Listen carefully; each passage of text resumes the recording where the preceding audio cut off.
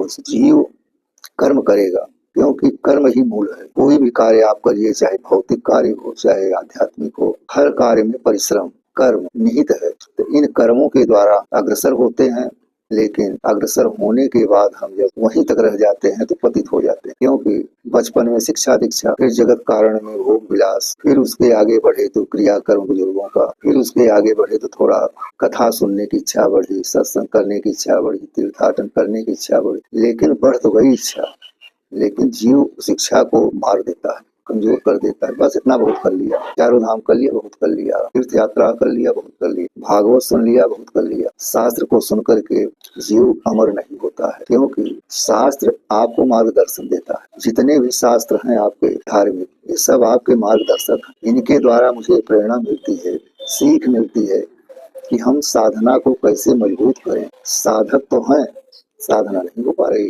कौन सा ऐसा कर्म करें कि हम ईश्वर के पास पहुंच सकें, जिसे हम मुक्ति या वैकुंठ कहते हैं, या स्वर्ग कहते हैं, या तो फिर सतधाम कहते हैं। तो इस चैनल के माध्यम से ये बताया जाता है कि इस चारों युगों में जो सर्वप्रथम देव था उसका ही नाम नारायण था। तो यदि हम नारायण की पूजा करते हैं तो हमें अन्यत्र देवों के पास जाने की जरूरत नहीं। उदाहरण के लिए बहुत सरल है, किसी के घर जा करके आप उस मांगिए, औरत देगी, न लड़के देंगे, न जवान जो बेटे हैं वो देंगे।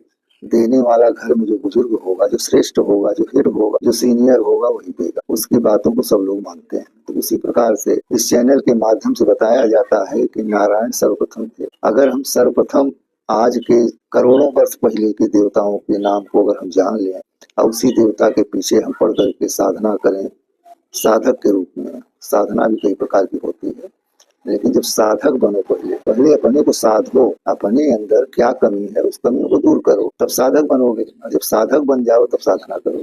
इसीलिए शास्त्रों में 4 वर्ण बना करके ब्रह्मचर्य, गृहस्थ, वानप्रस्थ, संन्यास के रूप में बांट दिया गया है। सबकी उम्र 25-25 वर्ष कर दिया गया। तो इसका मतलब नहीं है कि जो बांट दिया तो उससे हमारा कल्याण हो जाएगा। उसके साथ कर्म है, कर्म जुड़ा हुआ है।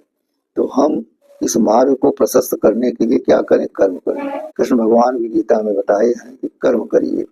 कर्म पर विशेष जोर देते हुए हमारे जो कृष्ण हैं, जो आराध्य देव हैं, जिसे हम विष्णु के रूप में भी मानते हैं, और यही विष्णु, यही कृष्ण, यही राम नारायण ही है, जो कि नारायण अपने स्वरूप को बदल करके अब पृथ्वी पर अवतार लेकर के और दुष्टों का संहार करते हैं।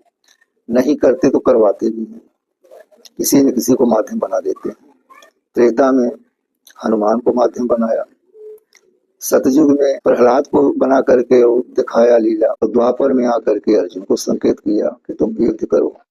नहीं किए तो धर्म युद्ध के नाम से उसे प्रचारित किया, और प्रसारित करके धर्म युद्ध के नाम पर भीषण महाकांड करा दिया। करोड़ों संख्याओं में कौरवों की सेना तहस नहस कर। तो ऐसी शक्ति दुर्लभ किसको प्राप्त होगी? अगर अर्जुन के अंदर अपने को साधने की क्रिया न की होती या न जानकारी होती, वो साधक कैसे बनते? और जब साधक बने अर्जुन तो साधना उनके लिए बताई गई, तुम कर्म करो। इस समय तुम्हें कर्म करने का वर्तमान समय, लेकिन जब उस पर भी नहीं अमल किया अर्जुन ने, तो कृष्ण ने उन्हें दिव्य चक्षु देकर ज्ञान प्रदान करके फिर उनसे महाभारत कराया। उसी प्रकार से साधक को चाहिए कि हम अपने को पहले साथ, अपने कमियों को, जो अनर्गल कमियां हैं, उन्हें दूर करें, धीरे धीरे आत्मा को निर्मल करें। तब उसके बाद हम तपस्या करने के लिए बैठ जाए। तपस्या का पहला यही सीढ़ी है। तब हम तपस्या करें जब हम साधक बन जाए। जब हम साधक बनेंगे तभी साधना पूर्ण होगी। तप करना, तप के 3 गुण हैं। लोग कहते हैं तपस्या करेंगे, तपस्या करिए। कुछ लोग कहते हैं व्रत करेंगे, व्रत करिए।